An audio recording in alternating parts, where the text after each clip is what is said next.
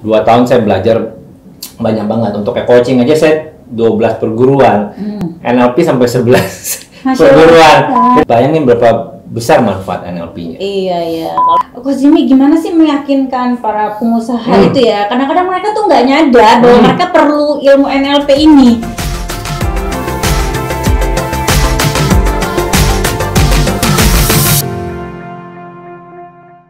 Assalamualaikum, saya Redia dari Lunar Academy. Hari ini kita kedatangan tamu istimewa, guru saya, master trainer ya, trainer Jimmy Susanto. Oke, Pak Jimmy, silakan. Saya manggilnya apa nih, Coach ya? Jimmy aja. Bukan Coach ya? Nggak usah. Oke, Om Jimmy deh. Jimmy aja deh panggilan. Jimmy, oke, Jimmy. Apa nih kegiatan sehari-harinya saat ini nih? Saat ini bapak rumah tangga. Apa tuh itu bapak rumah tangga? Jadi kan sejak kita ini kan trainer kan banyak yang aktif ya, jadi sejak pandemi kemarin ya, jadi banyak dan istri kan tetap aktif. Dan apa tuh? Dokter ya? Kalau nggak salah. Istri dokter umum sama konselor anak. Oh, oke. Nah, jadi kan anak kan di rumah tuh dua, kena online school ya, sekolah school from home. Jadi saya banyak yang aktif di rumah. Oh, oke. Terus kegiatan training gimana tuh? Training kebanyakan Zoom, kebanyakan online, tapi itu musiman. Kadang kalau lagi saya mau pengen, kayak kemarin nih September Oktober kita bikin, jadi selama 30 hari itu selama 2 bulan saya bikin. Online semua. Astaga. Itu nggak bener ya ngeliat Zoom? Nggak bener lihat Zoom. Sebelum trainer tahun lalu saya udah pernah bikin. Saya tahun lalu bahkan 4 bulan, sebulannya 20 hari. Gitu. Jadi sejak COVID ya online semuanya. Jadi training online, kita bikin studio di kamar lah, kantor lah. Oh, dirubah tuh menjadi studio ya? Training coaching juga, trainingin umum kita rubahin online semua. Berarti pendapatan tetap berjalan ya di rumah ya? Ya Allah. Tahun lalu trainer stres tuh masih jalan-jalan ke Bali 3 minggu. Ngomong-ngomong mau ke Bali kan? Nanti sebulan. Offline lagi ya? Enggak sih, nanti kita mau lebih jalan-jalan. Oh, oke. Kali ini. Coach Jimmy, yes. NLP, ini banyak orang menganggapnya nih NLP itu sesuatu yang terlalu buat pengusaha awal tuh kayak nggak perlu gitu loh. Padahal kalau saya sih udah ngerasain sendiri fungsinya, tapi buat teman-teman lain mungkin bisa dijelasin apa sih fungsinya buat pengusaha? Jadi cerita dulu lah NLP NLP itu Neuro Linguistic Programming. Jadi pemrograman ke otak menggunakan kata-kata yang kita bisa modifikasikan pikiran kita sebenarnya. Nah, kalau untuk pengusaha sih sebenarnya banyak banget. Mau pengusaha swasta juga termasuk? Bisa. Selama dia masih manusia, otaknya masih benar, ya kan? Maksudnya tidak ada gangguan, tidak ada cacat mental dan sebagainya, dia bisa belajar. Karena selalu saya bilang ini bukan hanya buat pengusaha, tapi buat optimasi setiap manusia. Jadi optimasi otak gitu kan terutama. Jadi kalau orang bilang kan Tuhan menciptakan manusia, ya kan pemakaian otak cuma berapa persen katanya. Nah, dengan ini kita bisa mengoptimasikan. Nah, mau pengusaha, kita ngomong basic bisnis. Perlu apa sih? Pasti negosiasi. Komunikasi. Ya kan? Itu udah masuk. Nah, sebagai manusia pengusaha untuk perlu mental. Mentalitas di situ kita kasih polanya. Bagaimana polanya, bagaimana dia ngotak-ngatik dirinya sendiri dan nanti ngebantu timnya juga. Nah, di sana lah nanti peran NLP situ berpengaruh. Jadi banyak pengusaha ya Misret udah tahu lah ya, banyak sekali yang kita bina UKM ya, dari dulu kita bina UKM. Masalah cuma satu sih. Apa? Mindset. Emang mindsetnya mereka gimana tuh? Banyak lah, ngomongin duit, ngomongin ekspansi, ngomongin pengembangan dirinya, tuh di sana. Kunci mereka mau scale up, mau naik kelas, kalau mentalnya mereka belum berani, mindsetnya takut. Jadi itu mental block yang negatif. Perlu kalkulasi, belum coba udah takut. Nah, di sini kita ada polanya, kita bisa break. Kita bisa ngatur strategi. Jadi kalau saya menggunakan NLP pada bisnis saya adalah mensimulasi. Misalnya kita mau rencana nih, mau kembangin satu bisnis, ya kan kita mensimulasi di otak kita. Ada strateginya namanya timelines dari NLP untuk Anda berpikir ke masa depan. Dan bagaimana Anda mensimulasi strateginya, mensimulasi ancaman yang ada, Ya itu ilmu bisnis lagi kita combine. Yes. Ya kan, ada namanya SWOT analysis, bla bla bla. Kita ada juga tuh. Itu kan dikawinin aja. Dikawinkan juga ya. Karena kan kita pikirin future-nya. Nah, terus juga ada untuk terapinya. Banyak pengusaha kan takut karena kenapa dulu trauma gagal gitu. Trauma ditipu orang. Khianatin sama tim, khianatin partner. Nah, di situ kita juga bisa healing. Kita nanti diajarkan juga di sesi nanti di NLP-nya kita ajarin healing. Jadi dia bisa healing dirinya sendiri, nanti dia bisa bantu orang lain juga. Di sini perannya banyak sekali NLP yang saya rasakan ya. Banyak sekali pengusaha-pengusaha pun mau ekspansi, takut ekspansi. Kita breakdown. Ketakutan memang ada, tapi gimana kita clear itunya dulu. Nah, mentalitasnya baru kita cari realistisnya. Kita juga jangan sampai mereka yang terlalu agresif tapi tidak lihat kiri kanan gitu. Benar-benar. Main nyebrang aja ketabrakan gitu. Nah, di NLP itu kita bisa bantu. Dibantu ya. Oke. Ada toolsnya. Bedanya ada hipnoterapi dengan NLP itu apa tuh? Nah, hipnoterapi itu banyak untuk membantu secara lebih ke merem gitu, kayak merem gitu. Kalau kita di NLP lebih open, Anda terbuka matanya tanpa dibantu orang, kita bisa menghealing diri sendiri, bisa healing orang lain. Kalau hipnoterapi lebih bagaimana menggunakan komunikasi suara, terus kita menterapi orang secara hipnosis. Jadi kebanyakan dia merem orang tersebut. Nah, kita NLP enggak. Oke. Apakah bukan bagian ilmu yang sama ya, bukan? Di NLP ada hipnosisnya. Di NLP ada hipnosisnya. Hipnoterapi adalah terapi menggunakan hipnosis. Iya. Di hipnoterapi belum tentu ada NLP. Di NLP ada hipnosis. I see. Gitu. Oke, berarti lebih luas ya NLP ya? Iya, saya pun ada kembangin nanti satu ilmu, nanti saya akan ajarkan juga di kelasnya. Ada inner peace terapi, itu kombinasi hipnosis, hipnoterapi sama NLP. Oke. Coach Jimmy, gimana sih meyakinkan para pengusaha itu ya? Kadang-kadang mereka tuh nggak nyadar bahwa mereka perlu ilmu NLP ini. Nandainnya gimana sih bahwa saya kayaknya perlu belajar itu tuh gimana? Nah, sekarang gini teman-teman. Anda kan tahu, kesuksesan seorang perlu bukan hanya giat, bukan hanya mentalitas. Jika Anda riset, kesuksesan orang itu berasal dari ilmu. Banyak orang dia punya duit banyak, punya kemauan keras banyak, tapi dia tidak ada ilmu. Akhirnya jeblok, kena tipu. Nah, sebaliknya, kalau Anda mentalitas bagus, tapi kamu nggak ada ilmunya, percuma juga untuk dapetin duitnya gimana. Iya. Jadi itu harus ada saling mendukung. Iya. Jadi kita harus punya ilmu supaya apa? Ketika kita down, kita bisa bangkit. Dengan NLP, Anda diajarkan itu. Kita tidak menciptakan manusia sempurna, tapi ketika Anda down, Anda punya tools ini bisa ngebantu diri sendiri. Itu mentalitas dulu ya. Kedua, untuk bisnisnya kita bisa ngatur strategi kita. Nah, di NLP ini saya mengembangkan ini dari 2012. Jadi NLP yang dipakai ke arah bisnis. Jadi gimana? Karena saya dasarnya bukan orang trainer. Saya dasarnya adalah sales. Tapi jadi master trainer. Karena saya dari 2007 ikut orang tua saya udah developer properti. Jadi belajar NLP sampai ke Amerika 25 hari, habis itu bablas deh selama 2 tahun saya belajar banyak banget. Untuk coaching aja saya 12 perguruan.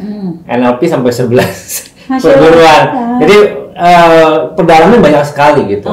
Dan pakai ke bisnis, pakai ke sales, negosiasi, penting sekali. Jadi kayak gini nih, misalnya nih Mas ya, saya pengusaha awal, tapi selama bertahun-tahun kok kayaknya saya ngerasa nggak sesuai nih. Apa saya harus ganti usaha, ataukah saya harus melanjutin usaha yang sudah nggak menghasilkan ini? Apakah saya perlu ilmu NLP untuk ini? Nah, mau Anda pengusaha awal, pengusaha lagi stagnan, pengusaha lagi setengah-setengah, stres yang lagi nyangkut, mau naik mau kagak, mau kembangin juga kagak, kan? Untung juga nggak gede-gede gitu kan.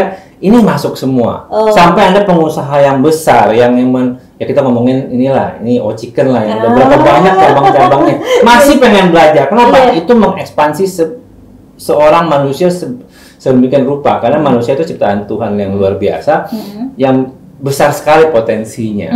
Misalnya saya bantu satu orang aja, ya pebisnis, misalnya misret deh misalnya. Saya bantu satu orang misret misalnya, misredia nih. Saya panggil ini bunda itu misret. Jadi kita bantu seorang redia dengan NLP, dia bisa bantu 1000 orang aja. Bayangin berapa besar manfaat NLP-nya. Iya. Kalau di kita namanya pahala jariah tuh. Jariah, wakaf ilmunya. Iya. Nah, dengan satu orang terbantu, apalagi dia pengusaha, kita bisa bantu berapa banyak orang. Oke. Gitu. Itu fungsinya kenapa ngajarin NLP ke bisnis. Gitu. Nah, tapi selain bisnis, apakah untuk orang tua, karyawan mungkin yang juga sudah bertahun-tahun bekerja gitu, apa perlu juga dia? Bisa. Orang tua misalnya begini, saya sama orang tua. Bisa orang tua nih 50-an. Nggak kelihatan casing. Nah, contoh orang tua. Kita ngomong, saya umur 40-an berkomunikasi sama orang yang 70. Pasti sering, Bang, dulu saya umur 30-an. Itu gondok-gondokan, bantu di bisnis orang tua, di property developer, sering berantem. Nah, ternyata setelah belajar NLP itu cuman cara kita menyampaikan, cara kita berkomunikasi. Nah, di NLP ini ketahuan polanya, bagaimana kita berrapo, baik itu membangun hubungan yang baik secara body language, cara ngomongnya, cara komunikasi, penyampaiannya. Karena waktu itu saya lagi belajar ini di 2009. Saya bantu di perusahaan keluarga tuh 2007 sampai 2012. Nah, ketara banget di tengah-tengah itu komunikasi saya bermasalah. Orang tua menganggap saya anak muda. Lu anak muda, lu tahu apa sih? Kita anak muda. Bapak lu nggak update nih, harus cara-cara baru. Berantem terus 2 tahun. Namanya orang tua ya, waktu itu masih single gitu kan, tinggal di rumah orang tua. Jadi pagi berantem, di kantor berantem, pulang ke rumah berantem tuh. Iya. Ibu saya jadi wasit. Nah, setelah saya belajar NLP 2009, ternyata komunikasi. Jadi yang nyadar Coach Jimmy? Saya nyadar. Dari situ, caranya begini toh, bapak gue nih caranya begini, cara komunikasi. Habis itu lancar, kerjaan saya bagus. Orang tua kan zaman dulu bahagia ya? Iya. Senang ya? Dia nggak mengapresiasi depan kita, tapi bilang orang. Habis itu baru tahu, gitu tuh bapak gue gitu kan. Nah, dengan cara berkomunikasinya kita tahu everybody happy, kita juga happy, kita dapat duit juga kan, karena kita bagian sales management ya kan. Nah, hasilnya bagus, penjualan bagus, komunikasi keluarga bagus, orang tua bahagia, saya juga bahagia, duit dapat, everybody happy. Nah, itu contoh sekali misalnya antar orang tua dan anak. Nah, di NLP ini saya bahkan pernah dibayar puluhan juta untuk mengatasi satu departemen. Jadi misalnya contoh accounting sama sales berantem mulu. Orang accountingnya ternyata kita scan. Bisa tuh ya? Bisa, ada profilingnya. Ada profilingnya, ada toolsnya. Jadi departemen ini pasti nggak cocok sama departemen ini. Ternyata orang sales itu kebanyakan orang kinestetik. Banyak orang lapangan. Nah, orang accounting banyak orang ngitung. Jadi kebanyakan orang itu pakai metode lain NLP. Jadi orang accounting kebanyakan orang auditori sama orang visual. Dia nggak perlu ketemuan lewat telepon aja. Nah, orang kinestetik mau ketemuan. Nah, itu gimana? Berantem mulu. Itu sering juga tuh. Nah dengan gitu kita pakai data. Kita profiling semuanya. 40 orang waktu itu saya kumpulin, kita profiling. Accounting ternyata majority adalah orang auditori. Orang lapangan kebanyakan kinestetik. Nah, caranya adalah kinestetik kan butuh orang accounting buat komisi lah apa. Lalu butuh kan? Ya udah, pakai deh voice note. WhatsApp. Jadi nggak usah ketemu langsung, berarti tercapai. Gitu caranya. Nah, dengan cara seperti itu komunikasi. Jadi karyawan mau ke bos, paling gampang begini. Kita gimana bikin bos kita suka sama kita. Nah, itu ada namanya NLP untuk building raponya. Jadi bagaimana kita bisa diterima di setiap kalangan, setiap orang. Walaupun memang tetap pasti ada orang yang benci sama kita, nggak suka sama kita. Tapi maksudnya dengan NLP kita lebih tinggi. Kemungkinannya orang nyaman sama kita. Nyaman ya? Meskipun belum tentu setuju? Iya. Oke. Nyaman dulu. Nah, untuk mereka bikin setuju itu ada teknik lagi. Ada lagi tuh? Ada. Itu convincing-nya. Panjang. Nanti ada trainingnya 6 hari kita bikin. Prakteknya nanti dipakai semua. Di sesi nanti saya mau ngembangin gimana pakai coaching dengan NLP. Nanti saya masukin situ juga. Jadi ada coaching, ada NLP-nya, ada terapinya. Oke. Menarik banget ya ternyata NLP itu ilmunya ya. Jadi antara orang tua dengan anak tadi diperlukan juga NLP. Tapi kan itu karena Coach Jimmy sadar perlu ilmu itu. Nah, gimana kalau orang nggak tahu tuh? Banyak banget tuh orang tua sama anak yang jontok-jontokan terus. Nah, berarti apakah kita bisa menyarankan, kamu ikut NLP aja gitu? Bisa. Nah, terakhir saya bikin sebelum COVID, ada seorang direktur yang NGO bermasalah dengan tim senior. Jadi dia mau sampai belajar NLP untuk cara komunikasi sama manajemennya. Nah, setelah itu dia ketemu caranya, ketemu metodenya. Nah, buat orang tua nih, ini banyak terjadi. Ini real case dan banyak sekali terjadi gara-gara salah komunikasi. Bertahun-tahun putus hubungan. Itu bahaya sekali. Nah, itu. Karena ego masing-masing. Padahal bukan ego masing-masing, itu cuma cara berkomunikasinya. Jadi siapa yang harus belajar nih? Orang tuanya atau anaknya? Nah, siapa duluan yang mau lebih maju? Karena kalau enggak, anak merasa orang tua kok kayak gitu sih.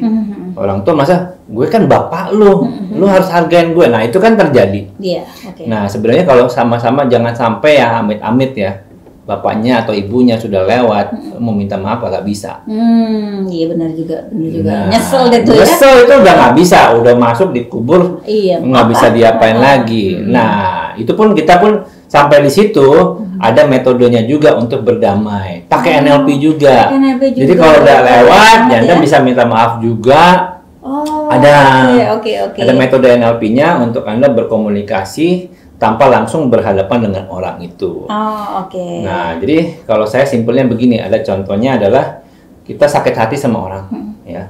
Terus kita nggak bisa let go sampai orangnya meninggal bahkan. Nah, itu kan bahaya buat kita. Nah, kita mengajarkan NLP dengan untuk mendamaikan itu juga Anda. Berarti mendamaikan untuk yang masih hidup perasaannya biar juga dilepas atau gimana gitu ya Mas ya. Ada metodenya itu juga.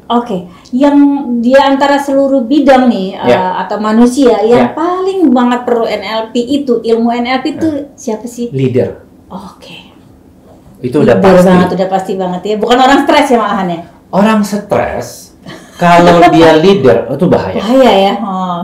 Kalau orang stres bawahan dia pasti ngikutin atasannya. Iya benar. Kalau atasan stres, anak buah pasti stres. Iya benar juga. Berarti harus leadernya Leader harus belajar. Berarti ilmu NLP ini perlu banget ya buat para business owner ya. Pasti. Masya Allah. Dan segitu banyaknya orang stres di usahanya, stres di keluarganya. Minimal dia bisa menghandle dulu dirinya dengan belajar NLP. Karena kita misalnya contoh, saya kepala rumah tangga, pasti pengaruh istri, keluarga, anak.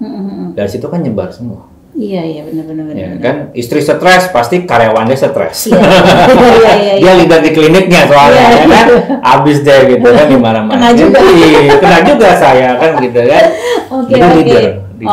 Terus saya pernah dengar ada afirmasi. Jadi kalau kita supaya tercapai keinginannya kita perlu afirmasi kayak misalnya gini, saya ini pengusaha sukses yang suka berbagi, suka berlimpahan harta. Pernah tuh kayak gitu dan harus diucapkan, diamalkan 21 hari minimal. Itu apa tuh sama NLP? Jadi saya kasih tahu konsepnya dulu. Jadi untuk melakukan pengucapan itu mau 21 hari ke 21 tahun ke itu adalah bahasa untuk memprogram subconscious kita, alam sadar kita sebenarnya. Jadi pengulangan kalau kita sudah diajar NLP langsung subconscious, nggak usah Anda ngomongin 21 hari, nggak usah dilapalin 21 kali. Jadi lebih cepat bahkan. Gitu. Jadi apa tuh ilmu afirmasi itu bukan NLP? Itu bukan, itu repitasi. Repitasi. Jadi repitasi untuk Anda lebih cepat dari sini, kan ngomong nih. Kedengeran dong untuk masukin ke kuping kita. Dari kuping kita masuk ke otak kita. Di pengulangan terus-terusan kita ucapin terus-terusan supaya cepat masuk ke otak kita. Kalau yang NLP masuk ya udah tahu, langsung lebih cepat. Kan mungkin Bunda pernah dengar ya, anak-anak kalau yang sebelum tidur dibisikin. Apa tuh pas beta ya? Apalah itulah. Pas dia kita ngomongin sama kayak gitu untuk ke subconscious. Ada lagi kalau soal sholat nih, kalau nggak salah nih saya dapat ilmunya adalah sholat tahajud terus baca doa, terus tidur lagi kan? Nah tidur lagi kenapa? Itu ada frekuensinya, subconsciousnya yang dimasuk. Itu canggihnya tuh, zaman dulu udah ada agama begitu ya, ketahuan di situ. Padahal sekarang kita baru ketahuan sainsnya. Kenapa? Habis doa tidur lagi. Ada yang sebelum tidur juga doa. Sama konsepnya. Untuk pemrograman ke otak. Begitu juga repitasi. I see. Masya Allah ya, ilmu itu banyak banget ternyata. Nah, dari zaman dulu memang sudah kebuka, tapi belum disainskan, diilmukan gitu. Nah, di NLP banyak pola-pola kayak begitu yang kebuka. Oke. Allah tuh. Teman-teman saya yang para business owner kayaknya ya, para pemimpin kudu ikutan sekolah tanda kutip ilmu NLP ini. Jadi Neuro Linguistic Program. Linguistik berarti yang dipakai adalah bahasa ya, linguistik kata-kata. Jadi memang apa yang paling banyak dipelajari di sana? Jadi gini, selama 6 hari saya akan bikin suatu program yang bertahap. Jadi dari awalnya pola pikirnya, kata-kata yang digunakan itu nanti akan pelan-pelan dibongkar, habis itu mulai belajar bagaimana menghealing diri sendiri, terus bisa bantu orang lain. Semua ada tahapannya. Ya kos semua sini 6 hari punya materi guys, bisa berkacung kita. Oke. Jadi semua ada ya?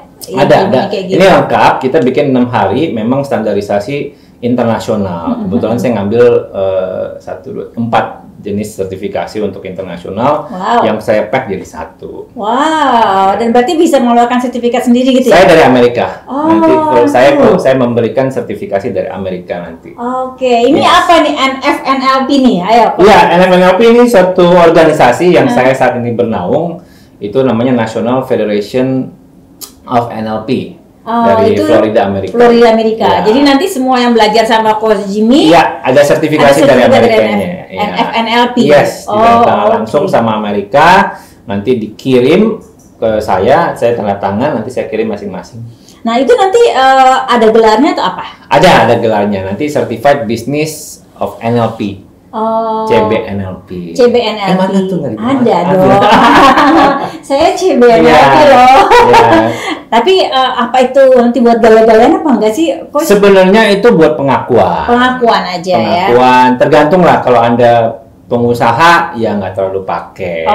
Kalau Anda seorang pembicara, Anda trainer, Anda coach, itu menambah kredensial, menambah portfolio. Karena sertifikasi dari Amerika. Tapi kalau Anda pengusaha, Anda karyawan, mau pakai gini ke bank nggak bisa. Nggak bisa buat jaminan ya guys. Buat jaminan ada sertifikat. Ini nggak bisa sertifikat rumah. Dan BPKB. Coach Jimmy. Terima kasih banyak untuk kunjungan hari ini. Nanti ada sesi berikutnya. Semoga Coach Jimmy bersedia ya untuk menjelaskan lagi. Para pemirsa, terima kasih. Sampai ketemu lagi di Lunar Academy. Assalamualaikum.